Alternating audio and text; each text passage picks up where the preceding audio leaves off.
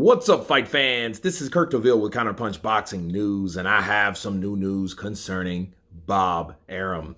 Get this, Bob Arum has declared that Tyson Fury will definitely fight Anthony Joshua in 2025, regardless of whether he wins or loses against Alexander Usyk. He said that fight is something that has to happen because there is so much talk about it in the UK. I would be very, very surprised if that fight didn't happen at Wembley by mid-2025. And let me counterpunch. For Bob Arum to reiterate this just shows us the seriousness of the fight happening. You know, if you have Bob saying it, and you have Frank saying it, and you have Eddie saying it, but most importantly, it's financed through and by Turki Al-Sheikh, it's going to happen. And the funny thing about it, the first three names, including the name of the person that was saying this, that was claiming this, Bob Arum, none of that matters until people come up with the money. Because I don't see Tyson Fury fighting for free, and neither is Anthony Joshua, especially at Wembley. You got to be looking at some money, okay? You have to be looking at some money to finance that type of fight. Now, how much money? That's not really for certain, because Tyson Fury, we don't know what his performance will be like against Usyk in a rematch. Okay, so I think the fight would definitely happen if Tyson beats Anthony Joshua. You know, he may clown and do this or do that. He may retire. But I think eventually he's going to come back to the sport once he figures out that Anthony Joshua is running the show and he misses some of that limelight. So then he would have to come forth and take that fight with AJ. I just don't know how he's going to do with the Usyk fight. And the question is, what will Tyson Fury do if he loses back-to-back to Usyk? So it's a tough call. We already know AJ's fighting the winner out of Tyson Fury Usyk. We know that much. But he's saying, hey, even if he gets beat, I don't think Bob Arum can determine that and can make that type of decision. It's just a projection at this point because, again, if the worst comes to worst, Tyson Fury gets beat or he gets stopped, like a lot of people think he should have the first fight, I don't think he will come back. I think other things that Tyson will have to deal with. Because remember, he has mental health, bipolar disorder, and a lot of other stuff going on with him. So he may not be in the mental state of mind taking two losses back-to-back from Usyk to fight Anthony Joshua. Okay?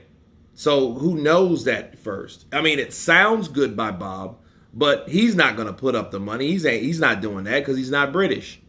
And if that's going to be at Wembley, that would be the place to have it. That would be a place that it would sell very well. But both of these guys will be kind of an under tier of another fighter that beat them both.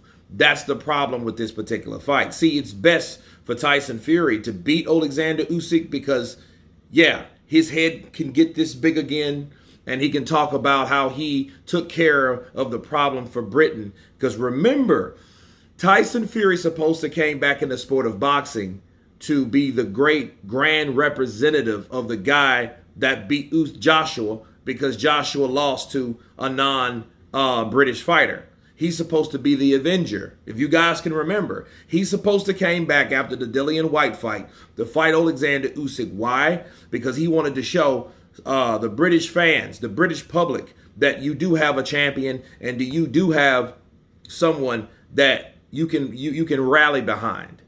So we can't forget that about Tyson Fury. So now that he's lost, okay. And if he fights and loses again, ooh, that's bad. Tyson Fury may need the same amount of time that he took when he beat Vladimir Klitschko. He may need some tune-up fights. But that's to say if he really gets back in the ring again, because Tyson Fury pretty much does what Tyson Fury wants to do. Okay, so I think it all has everything to do with his success in the future. Okay, with his up-and-coming fight, a rematch with Alexander Usyk. And I think he knows that, and Bob should know that. You know, but Turki Al-Sheikh has Joshua fighting the winner, and if that ain't Tyson Fury, who's to say that fight will happen, especially if Tyson beats Usyk? And that's a totally different scenario. If Joshua finally beats Usyk and he's He's 2-1 now, and he is undisputed. Yeah, that could be a big fight, and people would watch it. But what would Fury have in his defense? He would be a B-side fighter. He's lost back-to-back to a guy that was a B-side fighter, okay? And that B-side fighter has went on undefeated, and he finally gets dethroned by Anthony Joshua. So that means not only Usyk, he beat Usyk because you never beat Usyk. You fought him twice and lost back-to-back. He's knocked out Francis Ngannou that made you look like a chump. And he made Alo Weiland quit. And those are the toughest fighters in his career. And let's not talk about the Klitschko, you know what I mean? Because AJ was the Omega in that alpha situation. And Tyson Fury just boxed him.